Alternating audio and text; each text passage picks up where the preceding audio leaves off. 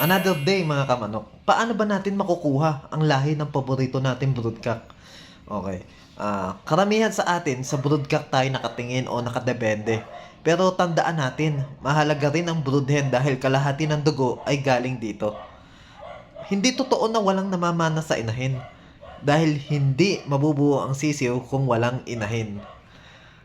Alalahanin natin na si Milya ay sa broodcock. Ang itlog o yung eggshell ay sa inahin. Kalahati ng kung ano man ang nasa dugo ng inahin ay nasa itlog. Kapag nagsama ang similya at itlog, ibig sabihin nito ay kalahati ang galing sa broodcock, kalahati galing naman sa broodhen. Anyway, ang gusto nating malaman ngayon ay kung paano makukuha ang purong lahi ng broodcock. Hindi naman bago ito dahil marami nang gumagawa nito. Kaya lang, para magawa ito, kailangan open ka sa iba't ibang pamamaraan ng pagpapalahi. Bakit ko nasabi? Line breeding kasi ang paraan na sinusunod dito na nagsisimula sa close-in breeding. Kung hindi ka sang-ayon sa ganitong klaseng breeding, hindi mo magagawang makuha ang lahi ng broodcock. Dahil hindi ito mangyayari kung crossbreeding lang ang gagawin.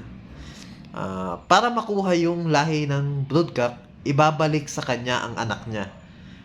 Cross kalimitan ng anak niya, kaya kailangan maibaba ang dugo ng inahin na pinare sa broodcock habang itinataas naman natin ang porsyento ng kanyang dugo. Sa unang balik, 3/4 ang magiging dugo niya sa anak nila. Pero inbred ito. Dahil inbred ito, mamimili tayo ng babaeng palahi. Kailangan ang basihan natin sa pagpili ay itsura, tayo, tikas, at forma. Kailangan pinaka-normal ang sukat na gagamitin sa pagpapatuloy ng line breeding. Para hindi ganun kabilis lumiit ang mga susunod na mapapalabas ng mga line bred. Itsura, dahil mahalaga ito, lalo na kung cross din ang original. Baka kasi may lumabas na iba ang kulay, magugulo ang breeding kapag ito ang ibinalik sa doon sa original. Kailangan kakulay nga ng broodcock yung mga anak niya na lalaki. Ang napili nating may 3/4 na dugo ng original, ibalik uli natin sa kanya para magkaroon ng line bred na palahi na may 7/8 o 87.5% na dugo ng original. Ang mga anak na lalaki sa generation na ito, kamukha na ng tatay malamang at kaugali na rin.